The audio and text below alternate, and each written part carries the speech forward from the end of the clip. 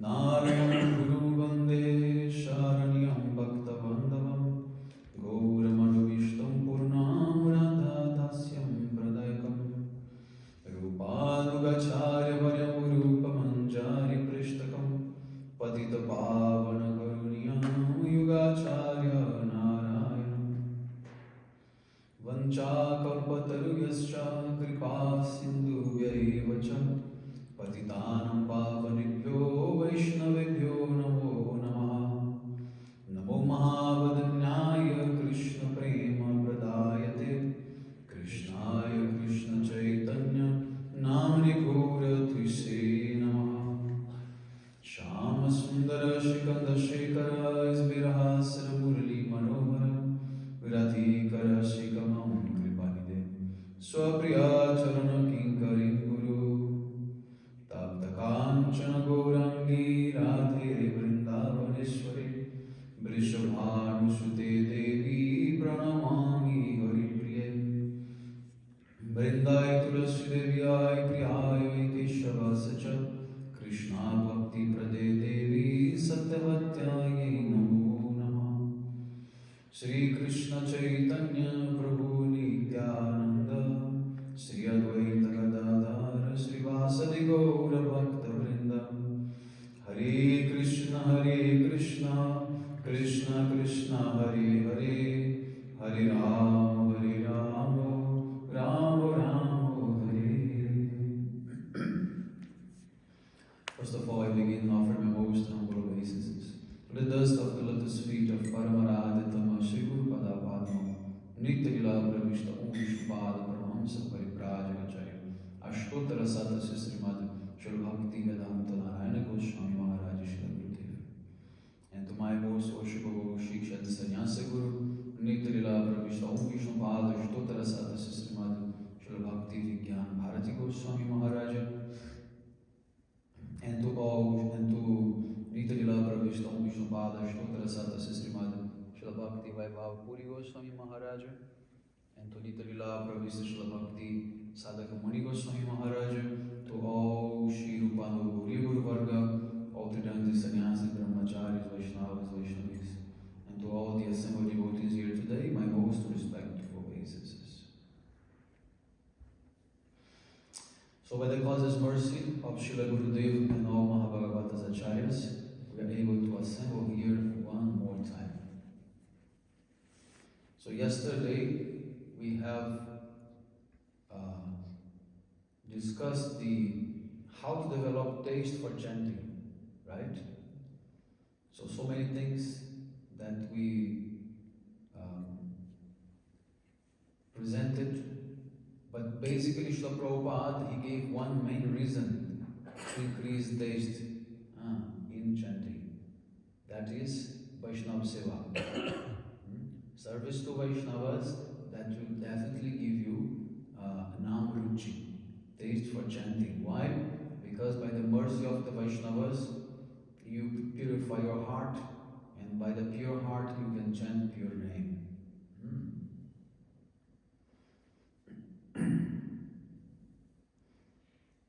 Then he told three very important things: Sadhusam, Hari Katha, and Hari Guru Vaishnava Seva. What was the first one, Maharaj? Hari Guru Vaishnava Seva. Service to Hari Guru Vaishnavas. Was three, the first one. I think. Sadhusam, Hari Katha, and Seva. Seva to Hari Guru Vaishnavas. Now, question 25.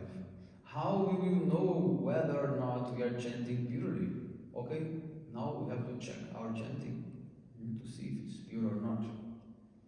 Then Srila Prabhupada is saying, if a person is able to utter the pure name, it means he cannot possibly have loose character, an evil cheating mentality while acting as guru, or desire material wealth.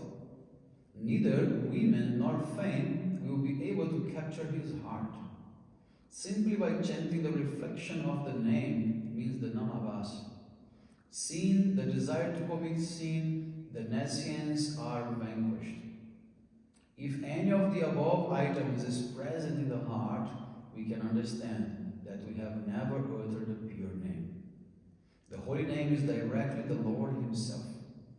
It is transcendental sound vibration. We cannot control the Supreme Absolute Truth, the Holy Name.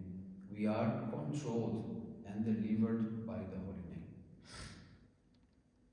So the basic symptoms that we have to observe. If still we are attached to material enjoyment, no matter in which way, if we are acting in a very deceitful way, like kapata, and also acting in so many different bad ways, it means we're not chanting purely. Not chanting purely. If by the mercy of Guru and the Vaishnavas we are fortunate enough to know that we are the servant of Namo Prabhu, then our desire for material name, fame, wealth, and women will not disturb us. The pure name appears on the tongue only of those persons who are liberated from the clutches of gold, women, and fame. The pure name manifests in the pure existence of the soul. Krishna's holy name is directly the transcendental Cupid. The transcendental Cupid and mundane lust cannot stay together. This is a very important statement. Krishna is a Cupid, he is Madan. And the Kamdev, transcendental Kamdev. So it means that Nam itself is also like that. So, but Krishna, he is also known as Madan Mohan. Madan Mohan means the one who have defeated the Cupid itself. Like the mundane Cupid, he was defeated by Krishna. It means that Krishna can never be conquered by lust. Never be conquered by lust. That's why Madan Mohan is the first deity in Sambandha Jnana, established by Sanatana Goswami Pad. That's why Madan Mohan is Sambandha Jnana. Because in the very beginning of our relationship with Krishna, we have to understand that we are not the enjoyers, Krishna is the enjoyer. And we have to conquer this lust. And we have to serve Krishna without any type of lust or material desires. That is why Madan Mohan represents this first Sambandha Jnana. Until unless we are not shifting this position of becoming the enjoyer to becoming the servant, then we can never chant the pure name. And how is Krishna not affected by lust? This is also a big doubt. Even great personalities, they also doubt that. Even the gopis, they doubt that. And they tell Krishna, oh, you are always going behind women, disturbing all the girls. You are doing so many, lusty activities. And how do you claim that you are a big brahmachari? Then there is one pastime that one time the gopis, they went to visit Durvasa Muni, Durvasa Rishi. Durvasa Rishi is incarnation of Shiva, and he's very angry man. Always, in a very disruptive way, he's acting. So the gopis, they were carrying so many things on their heads, for offering to Durvasa Rishi. Many sweet preparations, yogurt, very nice things they brought from Braj. Now they have to cross Yamuna because Durvasa ashram is in Mathura, is in the border, just on the bank of the Yamuna, but on the opposite side. But there is no boatman to cross the gopis. So then Krishna appears. And Krishna says to the gopis, oh, what are you doing here? And then the gopis say, oh, we have to go to visit Durvasa Rishi. We brought some, prasadam for him, for his seva, but we cannot cross the Yamuna river. So what to do? Then Krishna said, okay, you go in front of Yamuna and declare that Krishna was never attracted by any woman. Krishna was never involved with any woman. And the gopis, they became surprised as how is it possible that you declare this? And Krishna said, you go and you check. And they were very skeptical. Then they came in front of Yamuna and declared, Krishna was never attracted by any woman. Immediately Yamuna opened a way. And they crossed and they went to see Durvasa Rishi. Then that was the proof. So then they gave to Durvasa Rishi all this, prasada. Immediately he took everything like this, throwing and swallowing everything at once. Big pots. He ate everything. And after he's talking to them and asked them, how did you come here? How did you reach this place? And the gopis told, The gopis told him that now they have to come back, but there is no boatman, so how they can cross the river back? And then Durvasa Rishi asked, but how did you cross to come here? He said, Krishna made us declare in front of Yamuna that he was never attracted by any woman. And Yamuna opened the way. That was true. Then Durvasa thought, okay, now you go in front of Yamuna and declare, Durvasa Rishi never ate anything. The gopis became again surprised. How Durvasa never ate, just finished many pots of prasada at once. Like that, they went and they declared. Then Yamuna opened the way. When they came back, they told Krishna. Krishna asked them again, how did you return? I say, in the same way that you told that, Durvasa Rishi also told he never ate anything. But how can we understand? Because he just finished to eat all the pots of food, of prasadam, and you also are always behind, you have many girlfriends. How can we believe all these things? Then Krishna gave a very good teaching. Krishna said, look, I am not identified with that activity. I am doing it for a special purpose, but I'm not identified. My body is there, but not my mind, not myself. In the same way, Durvasa Rishi, he is eating, but he's not attached. His heart is not there. He has no greediness for that. He's doing for some purpose. He has to accept whatever people bring to him, but he's not identified with that action. Therefore, this is true. He never ate anything. Actually, the name Durvasa means the one who survived by drinking juice of durva grass. He makes green juice, So he's not attached to, like delicious food and anything like that. In the same way, Krishna is also playing Rasa Lila with so many gopis, but he is not attached. That's not lust. He's doing only to please the gopis. Because the gopis are happy to be with him, then he's doing that. Like also with Kubja, and the others, that Krishna had affairs. So in this way, we can be in this world. We can be in this world, but not being identified with what we are doing. Understand? So for example, you can be like a household, you can maintain family, you can work, but you not necessarily have attachment for that. Not necessarily you have identification with that. You are just actually working according to your karma. But you have already detached yourself. Your mind is always in Krishna. I'm always thinking about Krishna. I'm always serving Krishna. This is what actually I'm doing. So in this way, this is how we can become, free from this entanglement in our material activities.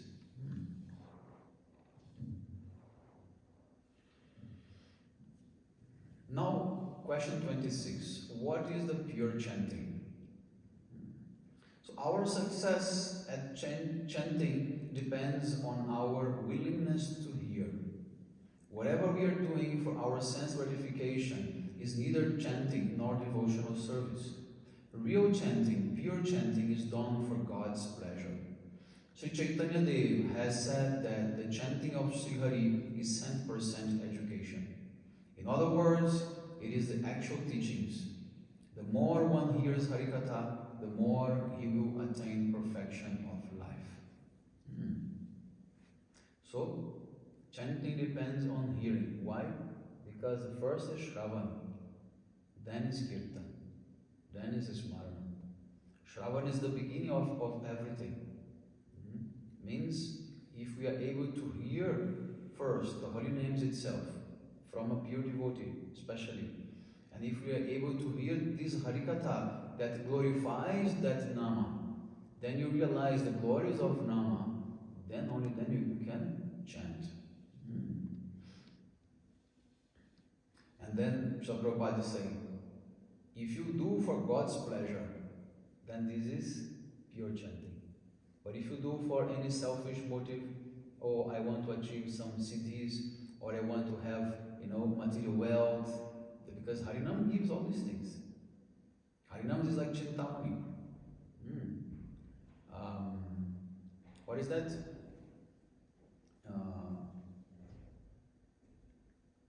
What is that verse? Chintamani Krishna's Chaitanya Rasa Vigraha Purnam Shuddho Nitya Mukto Nama Chintamani Krishna's Chaitanya Rasa Nama Chintamani Krishna's Chaitanya what is it? No, I forgot anyway. Nitya Shuddho Shuddho Nitya Mukto Vinatvam Namanamino. Namas Chintamani Krishna's Chaitanya Rasa Vigraha Purnam Shuddho Nitya Mukto Abhinatvam Namanamino. Okay, now it's clear. What this verse is saying? This Krishna Nam is like a Chintamani. Chintamani means a wish fulfilling gem. Whatever you think, that will give you. And it is Rasa Vigraha, it is embodiment of transcendental mellows, rasa, spiritual sentiments, moods. And Purnam Shuddha, it is completely pure. Nitya Mukta, this is always liberated, means there is no any material influence on Krishna's name. Abhinatvam Namanamina, there is no difference between Nama and Nami. Krishna and Krishna's name are always same. But why, when we chant Krishna, we don't see Krishna in front of us? We're supposed to see. The name is always pure, but we are not pure. Once we become pure, then the purity of Nam can manifest and give the spurti, the spiritual vision of Krishna. Otherwise not.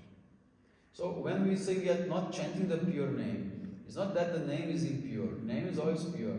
We are impure. We are not chanting in a pure way. That should be the proper way to explain. Like that.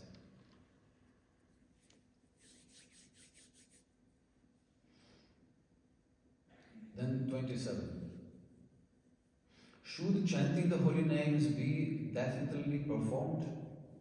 Means should we really chant Harinam? Then the ultimate goal of the Gauriya Math is Param Vijayate Shri Krishna Sankirtanam, glorifying Shri Krishna Sankirtanam. We should know that chanting the holy name is devotional service. There is nothing more we should be doing. The Lord does not accept anything offered by those who do not chant 100,000 names a day. Mahaprabhu told, I don't accept anything from those who don't chant 1 lakh Harinam every day, 64 rounds every day. Then how can we reconcile this thing? If you not accept anything when we offer Bhoga, then is it not Prasadam?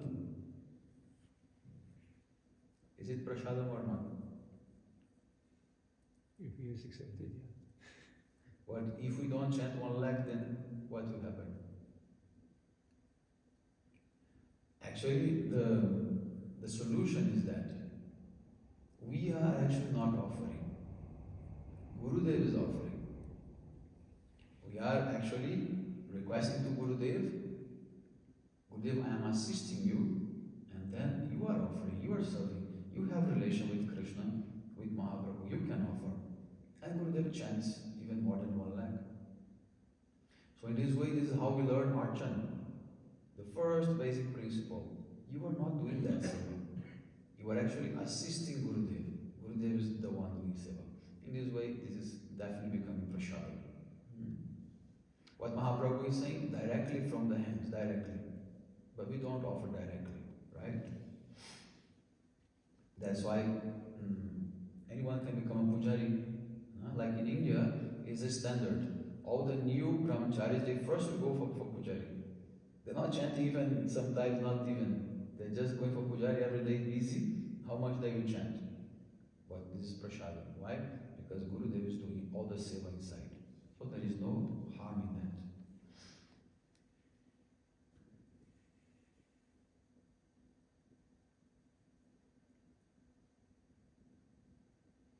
Every devotee of the Lord must chant 100,000 names a day. Otherwise, he will be unable to serve the Lord, because he will be unable to free himself from sensual enjoyment. Yes, the more you chant, the more you will be able to conquer your senses. Everyone who lives in the Gaudiya Math should chant 100,000 names daily. Prabhupada is giving order. Everyone must chant 64 rounds every day in Gaudiya Math.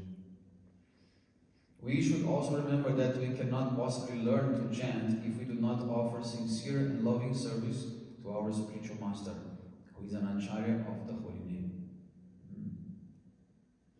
But we discussed yesterday or before that, okay, our goal is to chant 64 rounds. But till we come to that point, there is a way to go, right?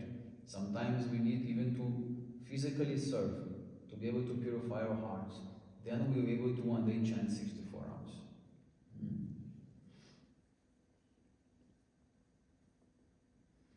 If one desires to chant without offense, under the spiritual master's guidance, one must chant constantly. In this way, all offenses will be destroyed. If one does not chant the holy name, one will not find another way to remove misfortune.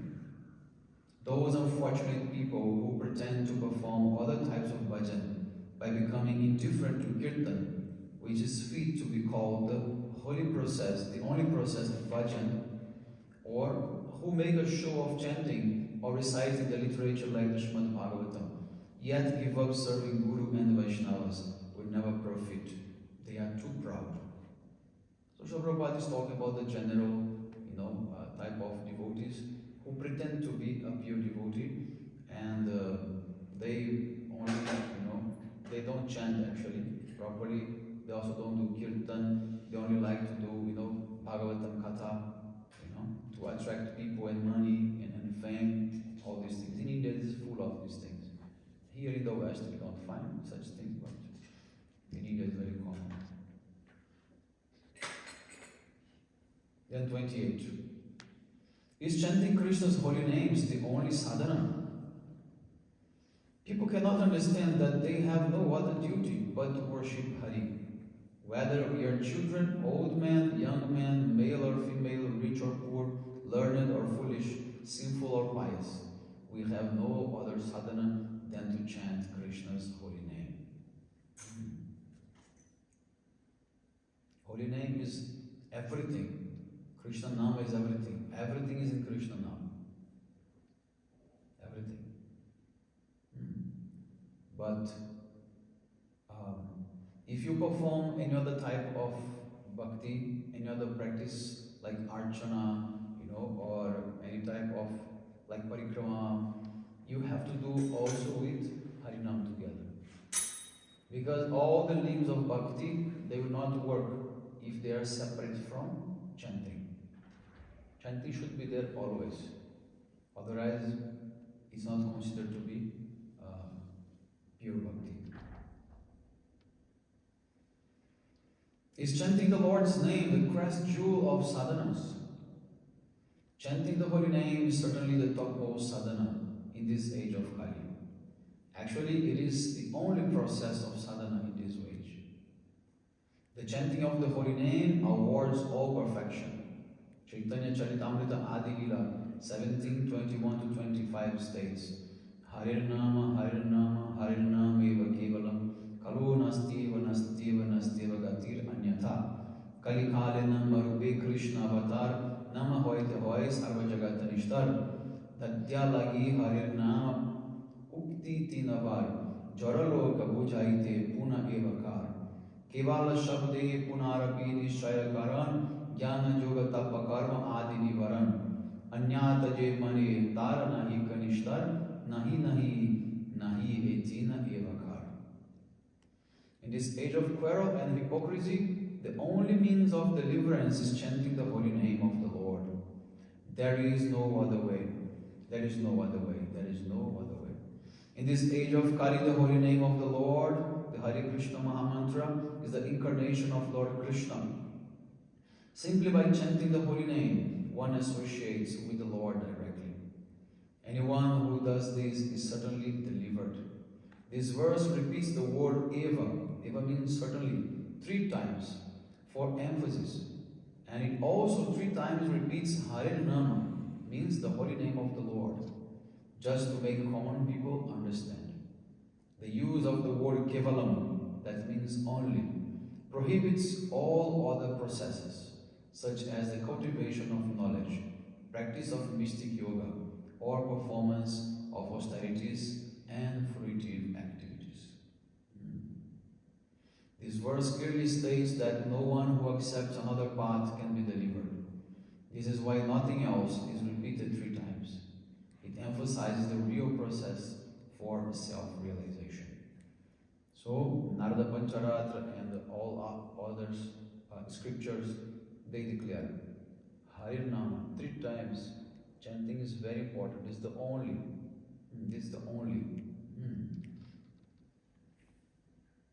Only way. Maharaj, I have a question. When this, I think Krishnadas Babaji, when they joined the temple, then Bhaktivedanta Saraswati, he allowed him to chant, to sit in the room and chant day and night. And then the other brahmacharis became like complained, why can we not sit and chant, we doing service and he doesn't have to do any service. So then he said, okay, you chant, you try, but he couldn't. Yes. Chant day and night. Yes, that's true. You require a special power, special Shakti. And Krishnadas Babaji Maharaj, he was on another level. Sometimes we want to do a lot of seva, a lot of sadhana, but if we are not in that, state of Shuddha Sattva, then our health will be bad, our mood will be bad, everything will be bad. I have seen devotees trying to do a lot, and the result is like the opposite. Their mood becomes harsh, their heart becomes hard, and after some time they stop everything.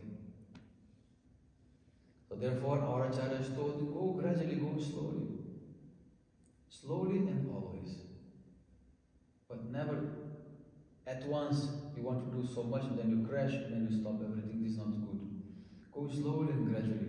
And in a very chilly way, very chilly mood.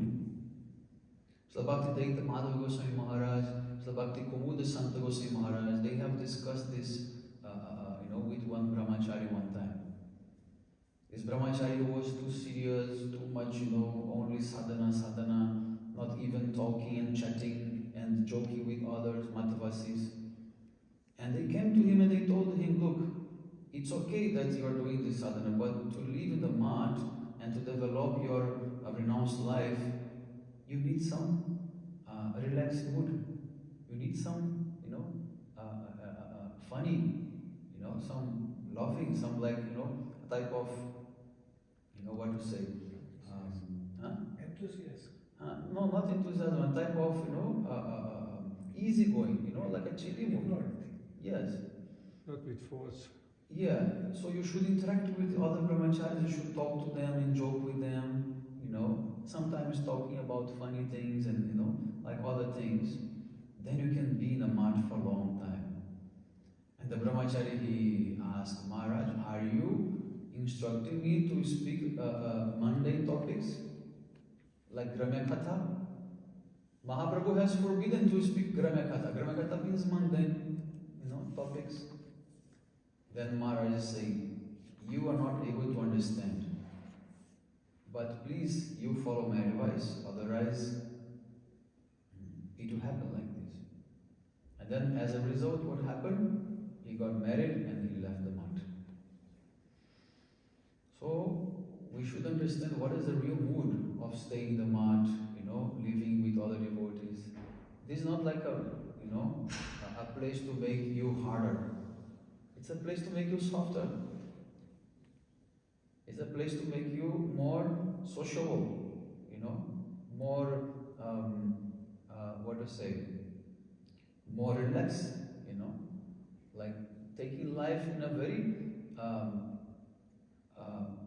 enjoying way, in a positive enjoyment, like enjoying the spiritual, practice and being in this environment, being in the mat. It should be like that.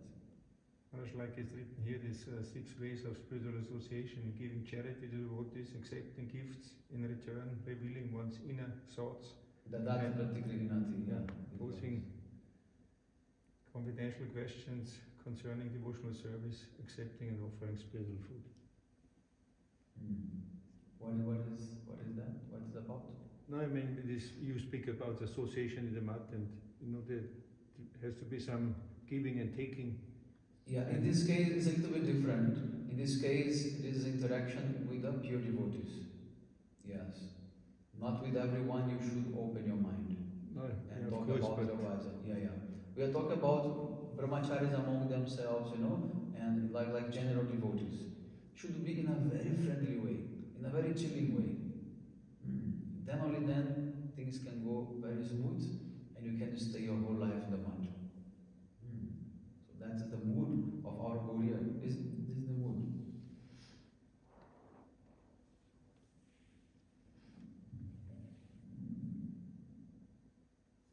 Nama vinu kali kale nahi ara dharma sarva mantra saranama e shastra marma.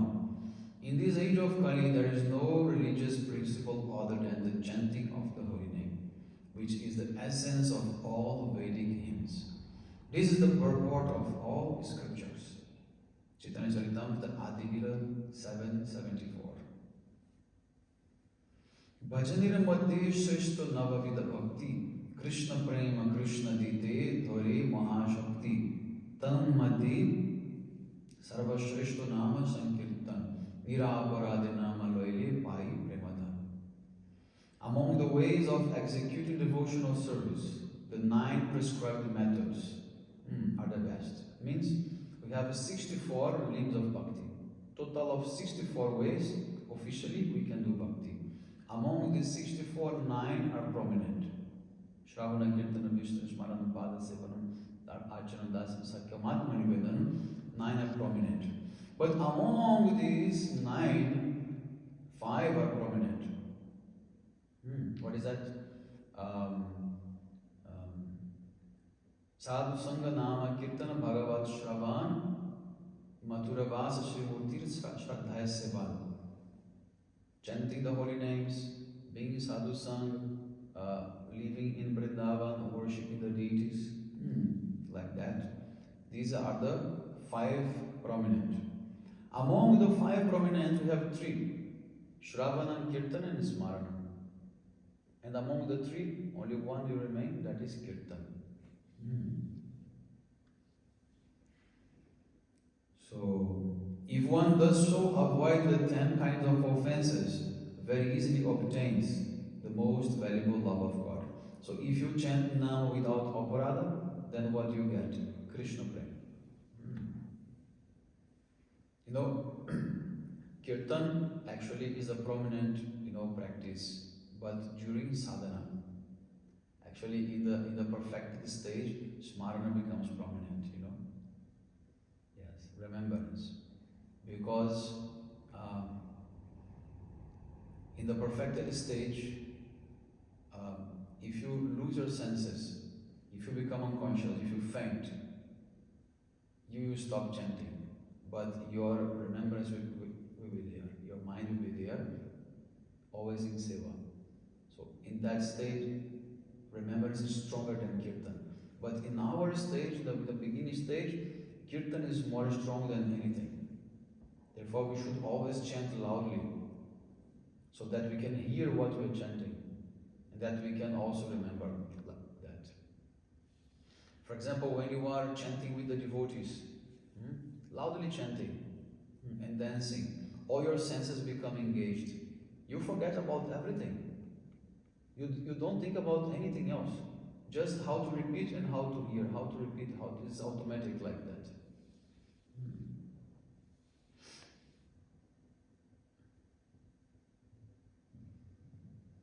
Among the 64 limbs of devotional service, chanting is topmost. Simply by congregationally chanting the holy name, one achieves all perfection. The 9 types of devotional service are included in chanting the holy name. Sri Gauranga Deva's internal mood teaches that chanting Krishna's holy name is the only process for attaining the goal of life. One who chants the holy name attains all auspiciousness.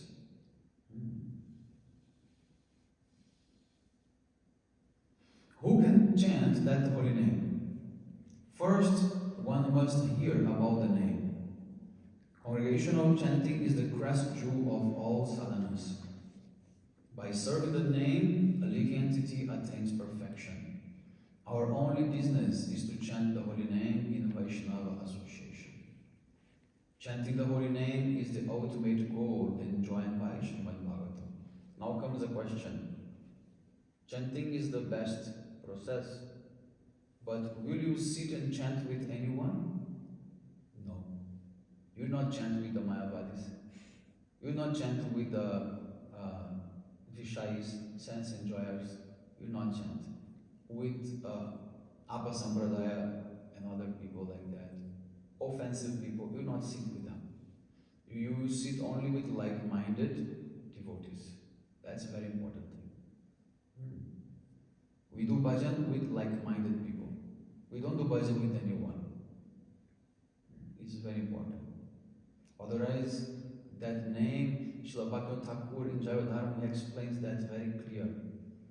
If you chant Harinam with those who are not actually in proper behavior, whatever they have in their heart comes to you, and that contaminates you. You should be very, very careful. Sometimes devotees, they go here and there for this program, that program, they join any type of group, they don't know, they are drinking poison. They're drinking poison.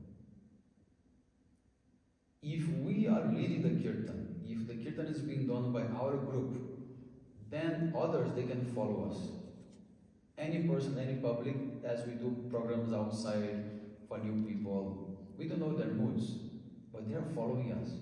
But if you go to follow that other group which is doing in a means not proper state of consciousness and behavior, then you get all that poison to you. Isn't it also that we should not preach to somebody who doesn't want really to hear? Yes, that's also one Maharaj.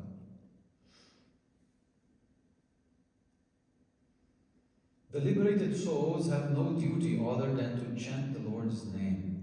A chanter of the holy name completely surrenders himself at the feet of the name.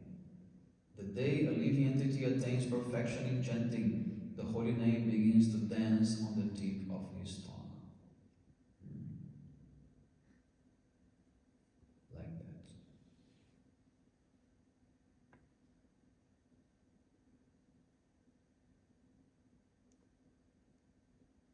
Okay, question 30. How important is Vaishnava Seva to those who wish to chant purely?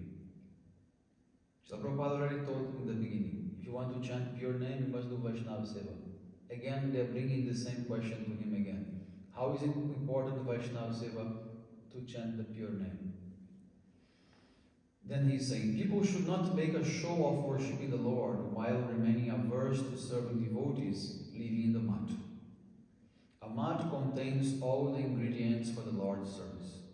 Simply by serving the mud's residents, we become become qualified to chant the holy name. That is, our taste for chanting will increase. If instead we remain absorbed in serving materialistic relatives, we will never learn to chant Hari's holy name. If we remain busy in the service of family members while remaining indifferent to serving Hari, Guru and Vaishnavas, we will never become inclined toward chanting. To induce us to chant Krishna's name, Sri Gauranga Deva, the combined form of Sri Radha Krishna, appear in this world. If we show no interest in chanting and thereby disregard his teachings, we will never attain auspiciousness. Chanting is the best form of Krishna Seva.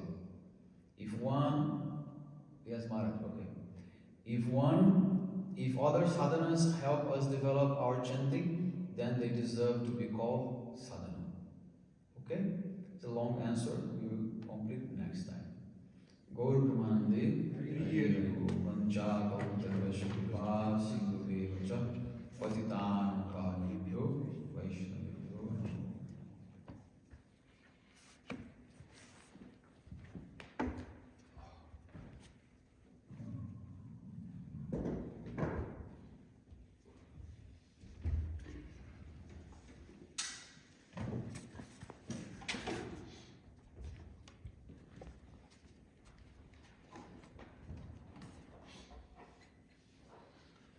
Jugala